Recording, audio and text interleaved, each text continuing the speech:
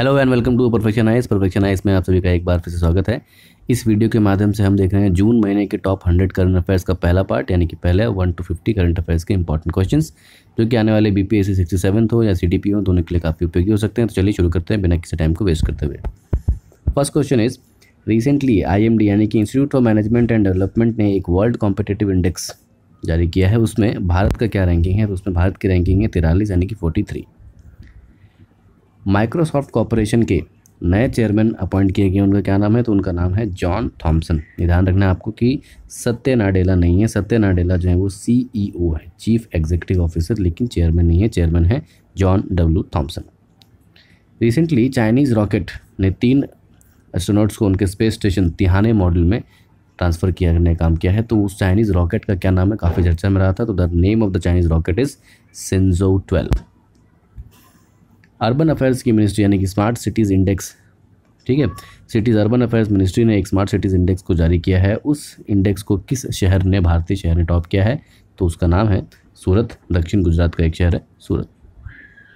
हाल ही में दुनिया का सबसे महंगा आम, जिसकी कीमत है 2.7 लाख पर केजी यानी कि 2,70,000 प्रति किलो के रेट से बिकने वाला आम, भारत में उसका एक वेरिएंट को उगाया गया है। और उस वेरिएंट का नाम क्या है? तो उस वेरिएंट का नाम है दामिनी। और ओरिजिनली ये जापान के एक वैरायटी से आता है जिसका नाम हम कहते हैं मियाकाजी।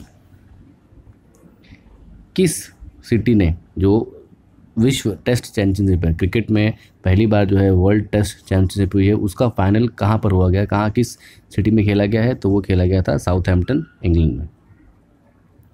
हाल ही में एक न्यूज़पेपर जिसका नाम है एप्पल्स डेली, उसे बैन कर दिया गया था उसके बहुत सारे कारणों की वजह से। और ये किस जगह का ये न्यूज़पेपर है? तो ये है हांगकांग का। चाइना गवर्नमेंट ने हांगकांग के रिलेटेड न्यूज़ को छापने के लिए एप्पल्स डेली को बैन कर दिया था।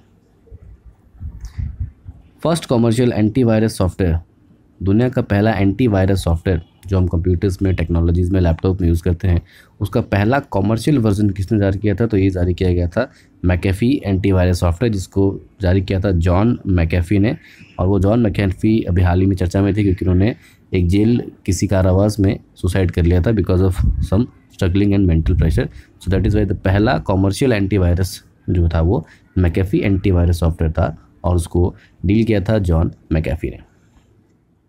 Dagmara hydro electric power project ये कहाँ पर बनाया जा रहा है? तो ये बनाया जा रहा है सुपौल ज़िले में कोसी नदी के ऊपर। हाल ही में पायरोस्ट्रिया लालजी नामक एक स्पीसीज़ चर्चा में आई है। वो किस चीज़ की स्पीसीज़ है? तो वो एक तरह का पेड़ है। It is a kind of a tree species. किस कंट्री ने वर्ल्ड कॉम्पिटिटिव इंडेक्स में टॉप किया है? तो वो देश है स्विट्ज़रलैंड। ईरान के नए इलेक्टेड प्रेसिडेंट कौन है? तो ईरान के नए इलेक्टेड प्रेसिडेंट है इब्राहिम राइसी। हाल ही में फुटबॉलर रोनाल्डो जो काफ़ी चर्चा में रहे हैं अपने कोका कोला विवाद को लेकर, वो आखिर किस टीम के लिए खेलते हैं, किस कॉमर्शियल फुटबॉल क्लब के लिए खेलते हैं? तो वो खेलते हैं जुवेंटस, जो इटली की एक टीम है। रिसेंटली मिल्खा सिंह ने जो है उनका दुखद निधन हो गया है कोविड-19 की वजह से। उनकी एक ऑटोबायोग्राफी है, उस ऑटोबायोग्राफी का नाम क्या है? तो उसका नाम है रेस ऑफ माई लाइफ। और उसी ऑटोबायोग्राफी पर निर्धारित एक पिक्चर बनी थी जिसका नाम था भाग मिल्खा भाग। और उसको डायरेक्ट किसने किया था? तो उसको डायरेक्ट किया गया था राकेश ओम प्रकाश मेहरा द्वारा। हाल ही में इंटरपोल यानी कि इंटरनेशनल पुलिस ने एक लॉस्ट पर्सन, खोए हुए व्यक्तियों को विश्व भर में ढूंढने के लिए एक प्लेटफॉर्म बनाया है जिसका नाम है आई फैमिलिया। बुकलेट जारी की गई है 20 रिफॉर्म्स इन 2020 और ये जारी की किसके द्वारा की गई थी? तो ये जारी की गई थी श्री राजनाथ सिंह द्वारा, जो हमारे रक्षा मंत्री हैं। ये आर्मी और डिफेंस सेक्टर में रिफॉर्म्स के बारे में बताता है कि किस तरह से हमने 20 रिफॉर्म्स किए हैं 2020 में और आगे भी करने के प्लान है। तो that was release by Shri Rajnath Singh ji. Which bank has top the India, यानी कि भारत में best bank, world best bank list में किस देश ने, किस बैंक ने टॉप किया है? इंडिया के टॉप बैंक में जो फोर्ब्स ने एक लिस्ट जारी की थी, उस फोर्ब्स के लिस्ट के हिसाब से DBS बैंक जो है वो भारत का सर्वश्रेष्ठ बैंक है। मोबाइल बैंक नमस्ते योगा, जो खास करके योग पर आधारित है, योग के लिए बहुत से नियम कानून उसके फ़ायदा बताते हैं, इसको किस मिनिस्ट्री ने, किस मंत्रालय ने जारी किया है? तो ये जारी किया गया था आयुष मंत्रालय द्वारा, यानी कि आयुर्वेद, ठीक है, योग, यूनानी, सिद्धा एंड होम्योपैथी।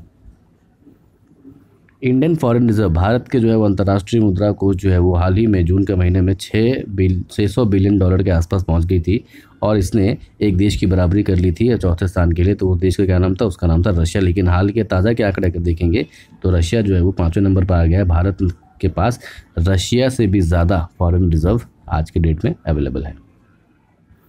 एक नया एनविजन वीनस, प्लैनेट वीनस पे एक स्पेस एजेंसी द्वारा एक नया विजन शुरू किया गया। इसका नाम था एनविजन। वीनस को स्टडी करने के लिए ये किस स्पेस एजेंसी द्वारा किया गया है? तो ये किया गया था European Space Agency ESA। So EnVision and European Space agency.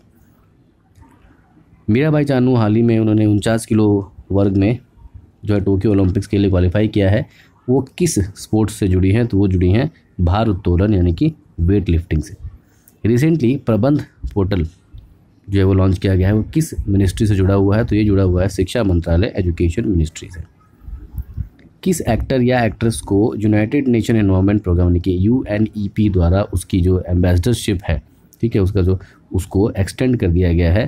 तो ये किया गया है दिया मिर्ज़ा द्वारा। उन्हें UNEP का 2022 तक के लिए एम्बेसडर बनाया गया है। रिसेंटली भारत ने किस देश के साथ मिलकर एक मैरीटाइम पेट्रोल यानी कि समुद्री जो है वो पेट्रोलिंग को बढ़ावा देने के लिए, उसको और सजग और सदबल करने के लिए कॉर्पेट नामक एक एक्सरसाइज शुरू की है? तो ये हमने थाईलैंड के साथ मिलकर शुरू की है। भारत ने फेसबुक ने किस व्यक्ति को ग्रीवेंस ऑफिसर यानी कि शिकायत अधिकारी के रूप में नियुक्त किया है? आपको पता होगा कि नए IT गाइडलाइन रूल आने के साथ साथ हर सोशल मीडिया प्लेटफॉर्म को एक शिकायत अधिकारी ग्रीवेंस ऑफिसर नियुक्त करना ज़रूरी है। तो इसी तहत फेसबुक ने किसे नियुक्त किया है? फेसबुक ने नियुक्त किया है स्फूर्ति प्रिया को। ढींग पटकाई नाम का एक नेशनल पार्क जो हाल ही में डिक्लेयर किया गया है, किस राज्य में है और किस राज्य ने इसे डिक्लेयर किया है? तो ये डिक्लेयर किया गया है असम द्वारा। भारत का पहला अंतर्राष्ट्रीय मैरीटाइम सर्विस क्लस्टर कहाँ स्थापित होने वाला है? तो ये स्थापित होने वाला है गांधीनगर में। किस भारतीय ने फेमस जो पत्रकार के क्षेत्र में, पत्रकारिता के क्षेत्र में जो पुलित्जर प्राइज़ को नोबेल भी कहते हैं, पत्रकारिता का नोबेल, पुलित्जर प्राइज़ जीता है, खास करके चाइनीज़ कंसंट्रेशन कैंप और डिटेंशन कैंप में होने वाली समस्याओं को, प्रॉब्लम्स को, जेनोसाइड्स को दिखाने के लिए? तो ये है मेघा गोपालन। Newly appointed chief of the cabinet यानी कि UNG United nation general assembly जो संयुक्त राष्ट्र महासभा के नए चीफ ऑफ कैबिनेट कौन है? 76वें। तो ये हैं भारत के K नागराज राइडू। इजराइल के नए प्रधानमंत्री कौन चुने गए हैं? तो ये चुने गए हैं नफ्ताली बेनेट। इससे पहले कौन थे? बेंजामिन नेतन्याहू, जिनकी पार्टी का नाम था लिकुड। और कम से कम 20-25 साल बाद उनके बाद कोई दूसरा व्यक्ति जो है वो प्रधानमंत्री बना है। पहला विलेज, भारत का ऐसा पहला कौन सा गांव है जिसने 18 से ज़्यादा उम्र के हर व्यक्ति को वैक्सीनेट कर दिया है, जिसका नाम बयान है? वो किस ज़िले में पड़ता है? तो वो है जम्मू कश्मीर के बांदीपुर ज़िले में। किस महानुभाव ने या किस शख्सियत ने अपनी एक ऑटोबायोग्राफी लिखी, इसका नाम है बिलीव? तो ये लिखा गया है सुरेश रायना द्वारा। भारत का पहला CPAP जिसे हम कहते हैं कंटिन्यूअस पोजीशन एयरवे पैसेज, जो कि ब्रीदिंग एक्सरसाइज में ब्रीदिंग में हेल्प करता है, एक तरह का ऑक्सीजन कंसंट्रेटर है, वायु, ठीक है। तो जो सोने के समय जो स्लीपिंग डिसऑर्डर है उसको ठीक करता है, इस तरह का एक जीवन वायु नाम का एक डिवाइस CPAP यूज़ किया गया है। वो किस के द्वारा बनाया गया था? तो ये बनाया गया था IIT रोपड़ पंजाब। किस भारतीय क्रिकेटर को हाल ही में इंग्लैंड के हॉल ऑफ फेम, एक ऐसा ग्रुप है जहां पर विश्व के प्रसिद्ध क्रिकेटर्स को जो है वो लाइफ टाइम मेंबरशिप दी जाती है लॉर्ड्स में और उनको सम्मानित किया जाता है, तो किस भारतीय क्रिकेटर को हाल ही में इसमें जगह मिली है? तो इसमें मिली है जगह श्री वीनू मार्कंड जी को। मैरीटाइम हेरिटेज कॉम्प्लेक्स कहाँ बनने वाला है? तो मैरीटाइम हेरिटेज कॉम्प्लेक्स जो है वो लोथल में बनने वाला है। ये लोथल आपको पता होगा कि हड़प्पा कालीन एक डॉकयार्ड है जो कि उस समय भी डॉकयार्ड और शिप बंदरगाह का काम करता था। सोशल मीडिया प्लेटफॉर्म ने एक कैंपेन चलाया, इसका नाम है report it don't share it, यानी कि फेक न्यूज़ को रोकने के लिए, उसके प्रचार प्रसार को रोकने के लिए, उससे होने वाली अलग सोशल और इकोनॉमिकल नुकसान को रोकने के लिए एक कैंपेन चलाया गया, इसका नाम है report it but don't share it. और ये किसके द्वारा चलाया गया था? तो ये चलाया गया है फेसबुक द्वारा।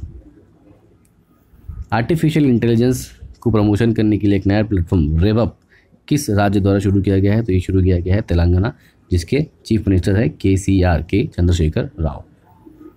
द फेमस GI टैग, जो जलगांव का केला को स्पेशल GI टैग मिला गया है जलगांव बनाने के लिए, ये जलगांव जो है वो किस राज्य में पड़ता है? तो ये जलगांव है, महाराष्ट्र, भुसावल और जलगांव के आसपास वहाँ के केले जो है वो काफ़ी फेमस है। अकॉर्डिंग टू सीप्री यानी कि Stockholm International Peace Research Institute, जो कि न्यूक्लियर आर्म्स, ठीक है, और उनके वेपन्स की स्टॉक पाइलिंग रैंकिंग देता है, किस देश के पास कितनी स्ट्रेंथ है, कितनी वॉरहेड रेडी है, उस हिसाब से भारत की रैंकिंग क्या दी गई है? तो उस भारत की रैंकिंग दी गई है 7वें नंबर पर, 7th। और दुनिया में सबसे ज़्यादा न्यूक्लियर वेपन किसके पास है? तो वो है रशिया के पास, और दूसरे नंबर पे USA. India has ranked 135 in the global peace index, यानी कि वैश्विक शांति इंडेक्स में हम 135वें स्थान पर है। लेकिन ये इंडेक्स जारी कौन करता है? तो ये जारी करते हैं Institute of Economic and Peace. यानी इसमें 3 फैक्ट आपको याद करना है। पहला, भारत का रैंकिंग, दूसरा, इसे जारी कौन करता है, उसका नाम क्या है? Global peace index. भारत में जो अंतर्राष्ट्रीय स्तर पर जो लिवेबल सिटीज़ रैंकिंग मिली है, उस हिसाब से भारत में सबसे ज़्यादा रहने योग्य मोस्ट लिवेबल सिटी कौन है? तो ये है बेंगलोर। हाल ही में अटलांटिक चार्टर साइन किया गया है यूएसए, और उसका दूसरा काउंटर पार्ट कौन है? तो थोड़ा सा भी अगर ज्योग्राफी की बैकग्राउंड आपको पता है तो यहाँ पर यूएसए है और यहाँ पर है यूके, बीच में है अटलांटिक सी। तो अटलांटिक चार्टर किसके बीच में साइन होगा? यूएसए और यूके यानी कि इंग्लैंड के साथ। किस इंडियन को सेलेक्ट किया गया है हाई लेवल इकोनॉमिक ग्रुप, जो कोविड-19 और महामारी के बाद जो वर्ल्ड की इकोनॉमिक प्लानिंग क्या होती है उसको एडवाइस करने के लिए इंटरनेशनल मॉनेटरी फंड यानी आईएमएफ और वर्ल्ड बैंक ने एक जॉइंट कमेटी बनाई जिसका नाम है हाई लेवल इकोनॉमिक ग्रुप। उसमें से किस भारतीय को खास करके विशेष तौर पर सेलेक्ट किया गया है? तो उनका नाम है मोंटेक सिंह आलूवालिया, जो हमारे प्लानिंग कमीशन के भी मेंबर रह चुके हैं। Rank of the Indian total sum of money park in cities, यानी कि स्विस बैंक में भारतीय द्वारा जमा किए गए मनी की अगर हम रैंकिंग करें या कुल अलग अलग देशों के बारे में, तो उसमें भारत का नंबर कितना आता है? तो भारत जो है उसमें 91वें नंबर पर, 51। यानी कि अलग अलग देशों के द्वारा स्विस बैंक में पैसा जमा करने की रैंकिंग निकाली जाए तो भारतीय द्वारा जो रैंकिंग आएगी वो होगी 91वें नंबर पर। यानी स्विस बैंक में भारतीयों की संख्या जो 91वें नंबर पर है पैसा जमा कराने के मामले में। किस कंपनी ने दुनिया की पहली डीएनए यानी deoxyribonucleic acid DNA based genetic based vaccine को लॉन्च किया है? तो ये लॉन्च किया गया है जाइडस कैडिला द्वारा। GM genetically modified rubber plantation जो ट्रायल है वो किस राज्य में इसका ट्रायल चल रहा है? जीएम रबर प्लांटेशन का, तो ये चल रहा है असम में। जान है तो जहान है कैंपेन किस मंत्रालय द्वारा लॉन्च की गई है? तो ये लॉन्च की गई है माइनॉरिटी अफेयर्स, ठीक है, जो हमारा अल्पसंख्यक कल्याण मंत्रालय है जिसके मिनिस्टर हैं मुख्तार अब्बास नकवी जी, उनके द्वारा ये कैंपेन शुरू किया गया। खास करके जो माइनॉरिटी सोसाइटी है उसमें वैक्सीन को लेकर जो डर है, भ्रम है, उससे दूर करने के लिए और उन पर वैक्सीनेशन का रेट बढ़ाने के लिए इस तरह की चीज़ें यूज़ की गई है माइनॉरिटी अफेयर्स द्वारा। जान है तो जहान है। किस राज्य ने एग्रीकल्चरल डाइवर्सिफिकेशन स्कीम 2021 लॉन्च किया? कृषि में डाइवर्सिफिकेशन को एक कानूनी जमला पहना दिया है। तो ये है हमारे गुजरात में विजय भाई रूपाणी द्वारा शुरू की गई है। तो ये था पहला पार्ट। मिलते हैं आपसे दूसरे पार्ट में, तब तक के लिए अपना ध्यान रखें। जय हिंद, जय भारत।